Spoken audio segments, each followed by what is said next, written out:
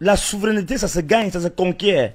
Lorsque les gens arment des troupes de malfrats, des terroristes dans votre pays, ça a été prouvé et ça a été documenté même. Vous regardez ce qui se passe au Niger et tout ça, c'est pourquoi on les a chassés tous. Parce qu'en fait, c'est eux, depuis que, en fait, documenté ou pas, on sait quand même depuis la mort de Kadhafi, depuis la destruction de la Libye, c'est toute cette vague est descendue au Cameroun. Donc ne croyez pas que, bon, là on va accuser Paul Biya, il a laissé le pays à l'abandon. Ça c'est vrai. Mais il y a un problème fondamental.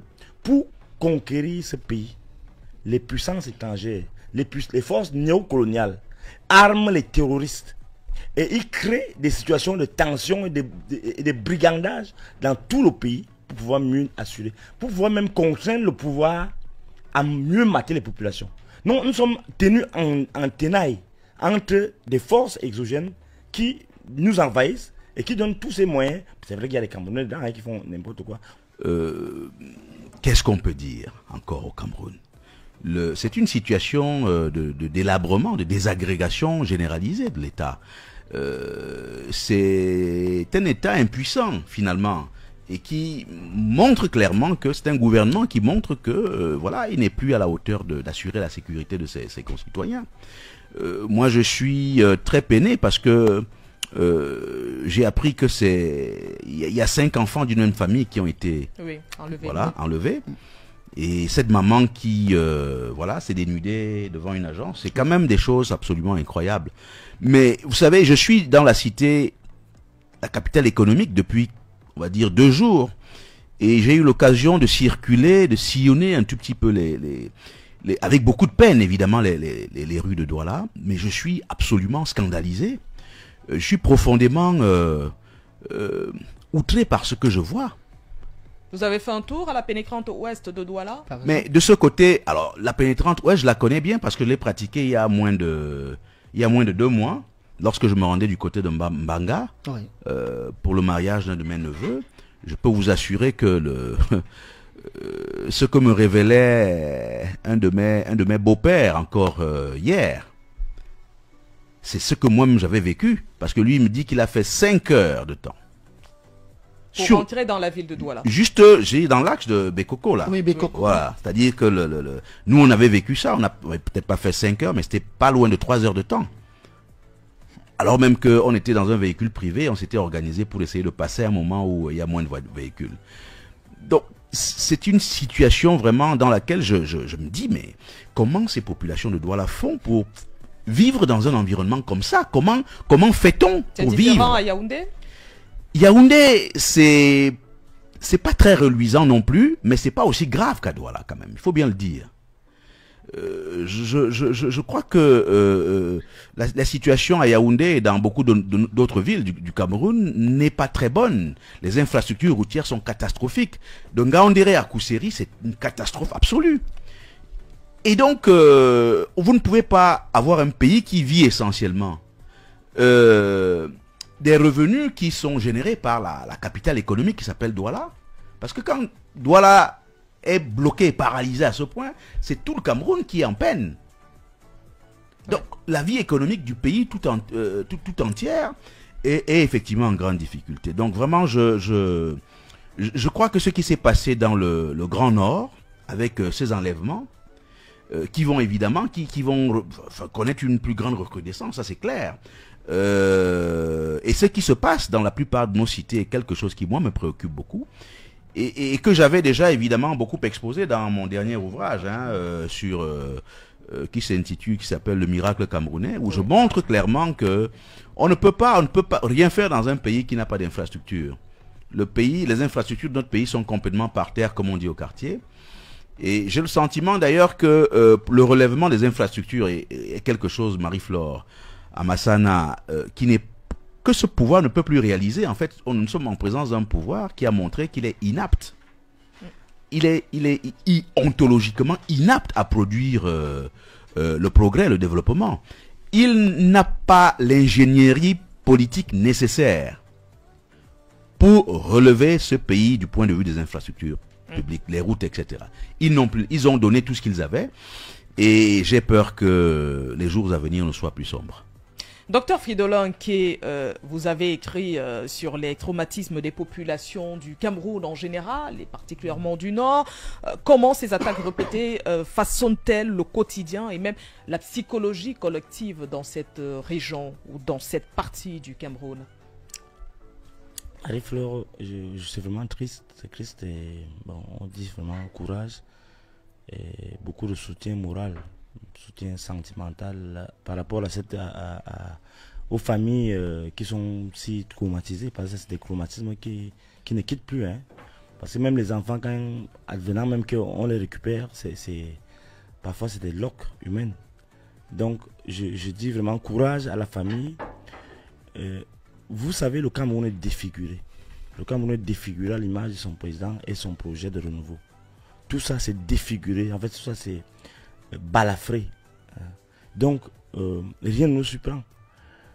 Je dois quand même avouer que le phénomène de coupure de route et d'enlèvement a connu pendant les dernières années un petit répit.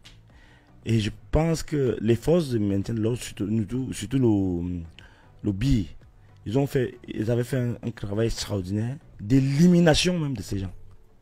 Et c'est le moment de leur tirer le chapeau et de leur dire le travail n'est pas fini. Il faut les éliminer complètement. Oublier les histoires de gloire de l'homme et autres. Mais est-ce qu'on on doit les arrêter? Ces personnes peuvent être arrêtées. Et donc les arrêter, on les fait disparaître. Non, pas forcément. Parce qu'en fait, écoutez, vous savez les dégâts qu'ils font, ces gens-là. Mais être interpellé déjà, c'est non, on ne va pas aller au-delà justement pour demander ce qui va à l'encontre des droits de l'homme. On sait que le Cameroun... ont été formés pour les neutraliser sans toutefois... Bon, je vais dire que respecter les droits de l'homme, mais dans les cimetières. Non, peut-être pas. Bon, parce qu'en fait, vous parlez des droits de l'homme lorsque le pays... Le Cameroun a quand même pratiqué plusieurs accords. Non seulement... laissez les choses de blanc là. Le pays, nous sommes dans une situation... Juste que nous sommes sur une antenne, docteur Fridolin, et on ne peut pas se permettre justement de laisser passer ce genre de on vous comprend parfaitement, c'est-à-dire que ces personnes devraient être interpellées, comme on avait vu notamment il y a quelques années dans la région de la Damawa ou dans la région du Nord, où sévissaient justement je vais aller au-delà de ces enlèvements. Je vais aller au-delà de ce que vous dites là. Il faut résoudre les problèmes en amont. Qui finance ces gens-là? C'est les mêmes gens qui vous parlent des droits de l'homme. Mais la souveraineté, ça se gagne, ça se conquiert. Lorsque les gens arment des troupes de malfrats, des terroristes dans votre pays, ça a été prouvé ça a été documenté même. Vous regardez ce qui se passe au Niger et tout ça, c'est pourquoi on les a chassés tous. Parce qu'en fait, c'est eux, depuis que, documenté ou pas, on sait quand même depuis la mort de Kadhafi, depuis la destruction de la Libye, c'est toute cette vague est descendue au Cameroun. Donc ne croyez pas que, bon, là on va accuser Paul Biya, il a laissé le pays à l'abandon. Ça c'est vrai. Mais il y a un problème fondamental.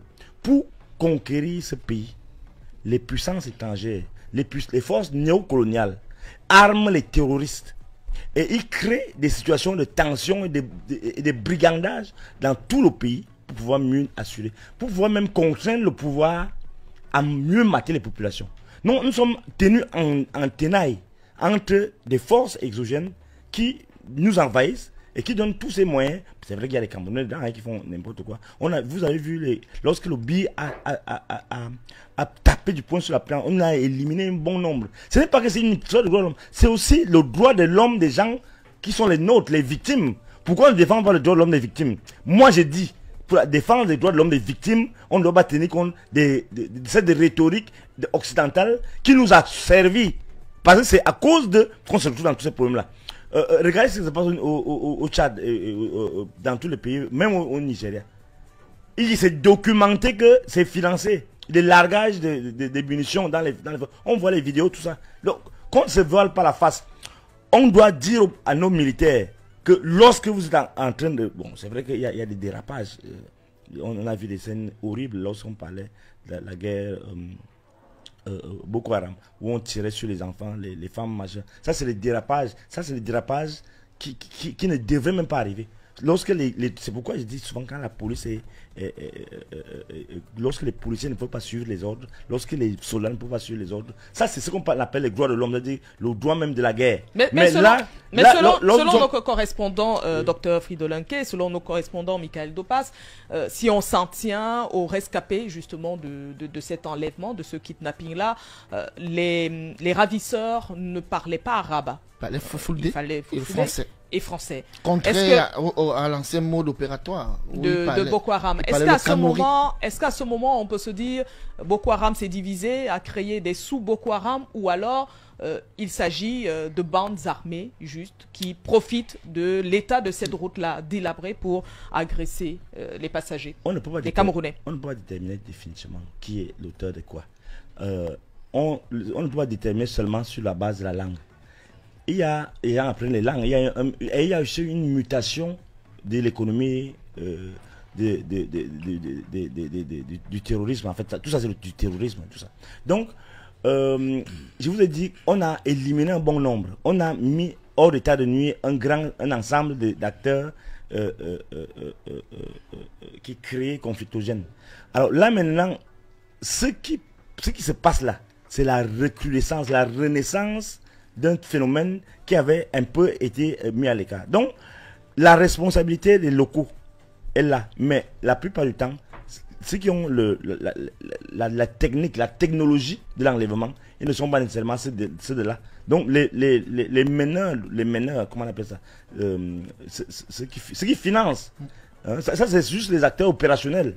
Nous avons toute une industrie du terrorisme, toute une industrie des enlèvements qu'il faut neutraliser. Et je vous dis, à ce niveau-là, lorsque on veut faire vraiment fonctionner les choses, on doit apporter toute l'énergie et la force pour frapper. L'État doit être fort. Malheureusement, l'État est totalement démembré, défiguré, comme je l'ai dit tout à l'heure. Il faut donc au moins au niveau de l'armée, qui a la responsabilité première de protéger les frontières, parce que ça, c'est une attaque contre notre pays. Vous voyez seulement les trucs sectoriels, la route a fait ceci, non. C'est toute une machination qui est ourdie même depuis l'étranger pour démanteler le pays. Et pour le rendre ingouvernable, non seulement le gouvernement ne gouverne pas, mais il faut encore ajouter parce que... Vous voulez faire un rapprochement avec la présidentielle? Oui, tout ça c'est compris. Vous savez que je suis horriblement opposé au régime en place. Mais on ne doit pas faire l'économie de ceux qui se crament. Parce que la France, il faut pointer du doigt ce qui se passe. La France a tellement peur de perdre le Cameroun que tout est mis en même s'ils ne sont pas directement impliqués dans ça, mais tout l'environnement qu'ils ont créé fait en sorte qu'en Afrique de l'Ouest, au Sahara, au Sahel, fait en sorte que tout ça, ils savaient que les répercussions vont se faire. Et comme l'armée, le gouvernement en place ne comprend pas qu'il faut mettre un terme à la guerre aux Nozo, parce que ça profite aux gens qui sont au pouvoir, aux généraux et tout cela. Donc, alors, on doit une dispersion d'énergie. Et ils savent qu'à partir de là, puisque c'est eux qui ne veulent pas aussi la résolution du problème des Nozo, tout ça, c'est un ensemble, les gars. Ne regardez pas les prix.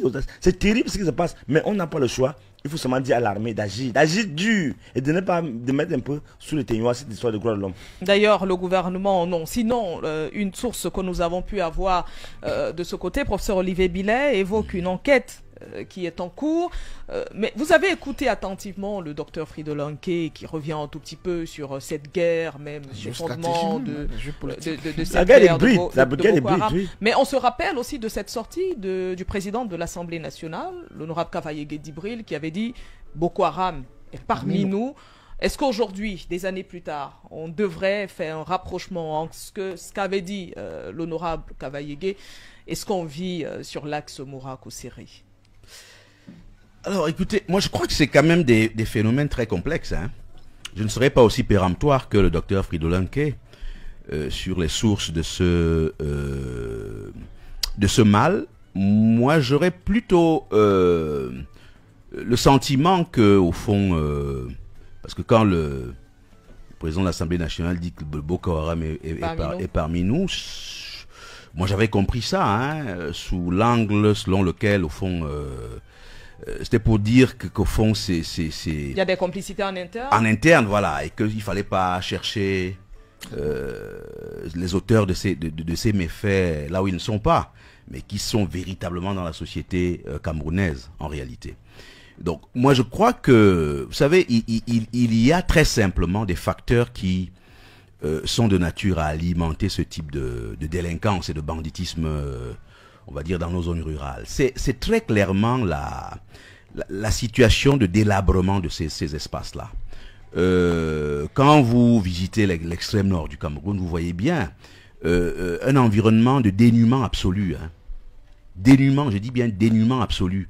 C'est-à-dire que une jeunesse qui est à l'abandon le plus total, évidemment, il y a là un terreau fertile, très clairement, pour nourrir cette industrie, cette économie des enlèvements et des rapts. Parce qu'effectivement, c'est sans doute une manière relativement facile de se faire de l'argent rapidement. C'est d'ailleurs pas nouveau. Je veux dire que les enlèvements sont récurrents là-bas. Donc, il y a peut-être des opérations plus spectaculaires qui sont menées où on a des nombres plus importants de personnes qu'on enlève, mais très régulièrement, on vous dit qu'il y a tel individu qui a été enlevé, pour qui on demande 1 million, on demande ceci, etc. Donc, au fond, je crois que c'est sans doute très, très prosaïquement une réalité qui est liée au fait que, et c'est là que je veux ajouter au propos du docteur Fridolin Nke, un élément essentiel qui réside dans je dirais, l'indigence de la gouvernance au Cameroun. Le niveau d'indigence que nous avons dans notre gouvernance est tel que l'aménagement du territoire n'est pas réalisé. Les gens sont dans le taux de sous-emploi. Le taux de chômage dans cette zone est absolument exponentiel. Ça fait donc oui, qu'on le veuille ou non, il y a fatalement des choses comme ça qui vont se passer. Et concrètement, quelles mesures urgentes préconisez-vous, par exemple? Peut-être qu'avant les mesures, je veux dire que même ici, je veux dire dans nos cités, plus proches de nous ici, hein, Douala, Yaoundé, on nous parle des microbes. Oui. Ouais. Ces phénomènes-là, c'est quoi? C'est aussi, sans doute, le fait qu'on ait une jeunesse, qui est considérablement en désœuvrement, qui n'est pas occupée. Parce que quand les gens sont occupés, on a des tonnes et des tas de jeunes qui devraient être dans des grandes plantations, qui devraient être dans des structures industrielles, dans des usines, etc.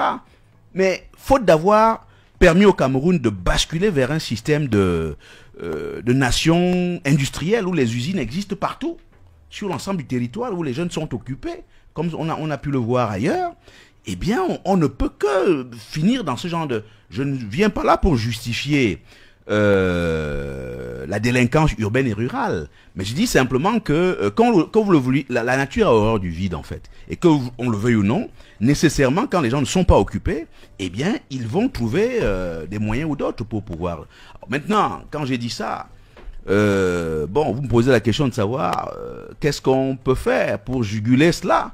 Mais c'est une question bien difficile, Marie-Flora Massana.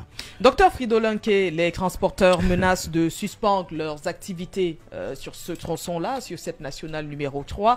En tant qu'intellectuel, pensez-vous que la société civile ou même encore les élites locales ont la possibilité ou jouent assez leur rôle pour peser sur des décisions sécuritaires? Non, ils n'ont aucun rôle, puisqu'ils sont en permanence instrumentalisés. Et je suis d'accord avec le professeur Olivier Billet, parce qu'en fait, le professeur Olivier Billet a raison. C'est-à-dire que, et ça on se rejoint quelque part. C'est-à-dire que, je dis, oui. Au fond, il y a cette... ce n'est même plus la malgouvernance, c'est vraiment l'abandon. C'est-à-dire que les gens sont occupés à jouir. Donc ils ne gouvernent pas, ils n'ont même pas de préoccupations. Des préoccupations, les gens ne les intéressent pas. C'est l'ange du chaos. Vraiment, j'ai résumé vraiment la dynamique. Et ça ne date pas d'aujourd'hui. Parce que tout ce qu'on vit là, c'est les conséquences. Vous voyez, quand vous parlez d'élite, l'élite, on pensait que l'élite, vraiment, c'est les gens, c'est l'intellectuel, c'est quelqu'un qui, dans le temps, quand on veut l'élite au village, c'est-à-dire on voit le médecin, on voit l'instituteur, mais l'élite, c'est quoi maintenant? C'est maintenant les gens fabriqués par le décret. C'est-à-dire que les gens qui sont totalement efféminés. Donc, c'est les gens qui... Bon, quand je dis ça, je deviens... C'est mieux de repréciser vos pensées, docteur Fridolin Nke. Bon, alors, parfois aussi, en voulant repréciser, on aggrave. Donc je préfère laisser comme ça. Bon, mais ce n'est pas dans le sens premier du terme, en tout cas. C'est dans tous les sens. Alors, je voulais dire quelque chose de fondamental. Donc, à partir de là, il n'y a pas l'énergie pour... Parce que l'élite, c'est la direction. Merci. C'est la direction. Lorsque nous sommes dans un pays où le pouvoir a pour plus grand mérite, c'est la déconstruction des personnalités. Et qu'est-ce que vous voulez au fond? C'est-à-dire l'ADN de ce pouvoir, c'est supprimer l'élite méritante pour créer par des cooptations, par des assujettissements, par des dotations, par des petits trucs, des sous-hommes en fait. Que voulez-vous que quand on parle même de la société civile, lorsque on veut se déployer sur le terrain, on enlève tout ce qui peut constituer une source, une force alternative de proposition. On la réduit à une simple expression d'un vouloir vide du pouvoir. Donc, c'est ça aussi. Lorsque les gens menacent d'aller sur le terrain, de faire grève, mais vous allez voir toute la force. C'est là où la force du pouvoir se met en branle. Pour maintenant faire quoi? Pour menacer, pour terroriser, pour corrompre. Vous allez voir. Maintenant on les appelle chaque jour. Ils sont préoccupés par ça. C'est-à-dire il faut, en fait, c'est un pilotage automatique. Donc, il faut que des acteurs comme ceux-là, les transporteurs, fassent entendre leur voix de manière forte. Il faut que les populations qui sont victimes de cela, que les gens n'entendent pas ce que nous aurons parlé. On parle, oui, vraiment, docteur, vraiment, est-ce que vous pouvez soumettre nos problèmes? Je suis là pour soumettre vos problèmes. Défendez-vous. Mais vous ne pouvez pas enlever les femmes. Vous pouvez être la voix des sans-voix, oui, c'est ce que je fais, mais je les enjoins aussi de faire le leur. Ouais. Qu'est-ce qu'ils doivent faire? Vous ne pouvez pas attendre seulement les transporteurs aillent faire grève. Mais vous devez vous mobiliser dans tout ce grand nord pour dire que... Et c'est ça. C'est valable aussi pour la pénétrante ouest? Oui, tout le monde doit... Le Cameroun doit être un grand foyer de revendications. Ce pays doit être un grand foyer de revendications. Même en période sensible comme celle il n'y a pas de période avec la présidentielle. Non, il n'y a pas de période sensible. Ça dit que c'est l'inoculation de la peur aux gens. Et la présidentielle, c'est quoi? On sait déjà ce qu'ils vont faire, on sait déjà tout ça. Mais tout le monde doit revendiquer avec force. On ne peut pas enlever 5 membres de la famille. Et les gens sont là pour dire que et les gens sont là, ils croient que c'est une affaire des autres. Non, toutes les populations doivent se mobiliser. On va vous raconter que non, c'est l'appel à l'insurrection, ceux qui ont mis dans la Constitution là. La Constitution, on doit changer tout ça. En fait, le pays qui va arriver, on va revoir toutes ces machinations qu'ils ont fait, les élites, les machins. On doit revoir. En fait, il faut qu'on réapprenne à parler. Nous reparlerons justement de la présidentielle. Inévitablement. Il a dit il faut réapprendre à parler. Olivier Billet, qui reparle. Enfin, on lira bien sûr sa sortie. Projet de l'ATP, l'Alliance pour la transition politique, avait rencontré un grand intérêt au sein de l'opinion. Puis, plus rien, silence radio pratiquement. Que s'est-il passé? Bah écoutez, je crois que les Camerounais savent ce qui s'est passé d'une manière générale, mais à titre en guise de résumé rapide, je dirais simplement que j'ai repris la parole parce que je m'étais imposé un silence pendant un certain temps et j'ai vu évidemment le désarroi qui habite les Camerounais. Beaucoup m'ont d'ailleurs demandé de m'exprimer. Et il m'a semblé important de le faire. Alors, donc, s'agissant de l'Alliance pour une transition pacifique, politique et pacifique, ATP, Marie-Flora Massana, le projet initié en janvier 2024, qui avait agrégé déjà près d'une vingtaine d'organisations politiques et de la société civile, est un projet qui avait été pensé avec l'idée que nous puissions présenter aux Camerounais, du nord au sud, de l'est à l'ouest, comment on va dire ça, un projet et un candidat unique en mesure de pouvoir, je dirais, mobiliser une certaine légitimité populaire, une grande légitimité populaire, parce que et sur tous les plans, l'enjeu ici était de bien comprendre, tirer le leçon des échecs antérieurs. C'est bien la raison pour laquelle j'avais estimé qu'il fallait commencer cette affaire un peu tôt. Docteur Fridolin qui est là, on devait d'ailleurs se voir aussi par rapport à ce projet. C'est une des figures de la société civile qui était pressentie aussi. Donc, ce travail avait donc commencé avec l'idée que faisons tout pour montrer un visage le plus large possible du Cameroun, avec un maximum de visages du Cameroun. Et c'est bien la raison pour laquelle j'étais venu ici à Douala pour rencontrer tous les gens dont on parle aujourd'hui, enfin, dont on parlait encore récemment. Hein, je les avais tous approchés. Anissé Kane, Sambaka, Elimbi Lobe, Henriette Ekwe, Djekam Tchamen, tout ce monde-là, je les avais tous approchés.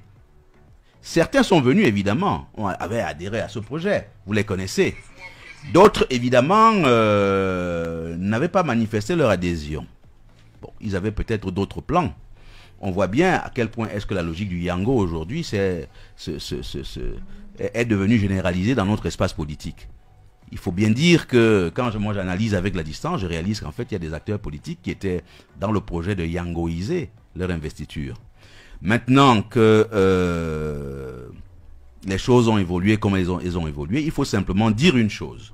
C'est que l'ATP, véritablement, si vous voulez, les leçons que je tire de cette expérience, c'est simplement qu'au fond, et comme le disait quelqu'un ici tout à l'heure, nous sommes malheureux de ne pas avoir au Cameroun des hommes de principe.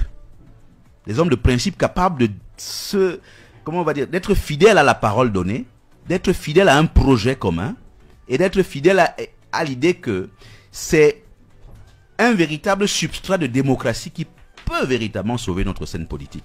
Parce que nous avons proposé, par exemple, l'idée d'une primaire ouverte et digitale. Oui. Comme mécanisme de sélection. Parce qu'évidemment, vous voyez, les gens se battent actuellement, on dit coalition par-ci, coalition par-là. Pour trouver un candidat, c'est jamais facile. Mais la démocratie moderne a dégagé un principe fondamental qui est que, dans tous les pays sérieux du monde, lorsqu'on est coincé parce qu'il y a beaucoup de candidats, il faut passer par une primaire. Et nous avons émis l'idée d'une primaire ouverte et digitale, et nous avons vu que les gens beaucoup ont commencé à se désolidariser du projet. Voilà. Voilà là où les choses ont véritablement commencé. Je ne vais peut-être pas citer de noms ici, parce que les gens, si je cite des noms, ils vont dire que j'ai plombé leur candidature à la présidentielle en citant leur nom. Mais je crois que les Camerounais savent. Mais vous parlez également, professeur Olivier Billet, d'un système politique et institutionnel qui reste verrouillé. Est-ce que ça a un rapport avec les personnes ou les candidats, les potentiels candidats que vous avez rencontrés? Non, non, le caractère verrouillé du système politique et institutionnel auquel je fais allusion renvoie tout simplement à l'organisation générale de notre pays, à la structure de l'État camerounais. Je parle là du système qui nous régit. Oui. C'est l'État tel qu'il est. C'est-à-dire que quand vous avez un État dans lequel à la fois toutes les institutions sont orchestrées, les lois sont mises en mouvement pour être au service d'une seule et unique officine politique qui est au pouvoir, dans ce pouvoir néocolonial auquel faisait allusion Dr Fridolin qui est tout à l'heure, ça ne peut produire que le chaos auquel il fait allusion. Donc, pour moi, je dis simplement aux gens que, et c'était ça l'intuition de l'ATP, c'est-à-dire que, humainement parlant, il n'est pas possible de vaincre un régime comme celui-là. Humainement parlant. C'est pas possible. Il n'existe d'ailleurs dans l'Afrique francophone aucun pays qui a jamais pu gagner, je veux dire, aucune formation politique, ni aucun groupe politique qui a jamais gagné une élection face à un président sortant. Ça n'existe pas en Afrique francophone. C'est verrouillé, c'est cadenassé par des mécanismes qui ont été mis sur pied en lien avec des conseillers français au Cameroun. Et donc, c'est ça le problème du verrou qui prévaut chez nous et qui fait que nous avons des élections à répétition pendant des décennies. Depuis 92, moi je suis engagé dans l'élection présidentielle depuis 97 où j'ai accompagné Hubert Kamgang. Oui. 97, j'ai accompagné en 2004. J'étais moi-même candidat en 2011. Donc je sais ce que c'est. Donc ce verrou-là, il est lié à la nature de notre État. Oui. État néocolonial, système électoraux établis avec l'appui de conseillers français.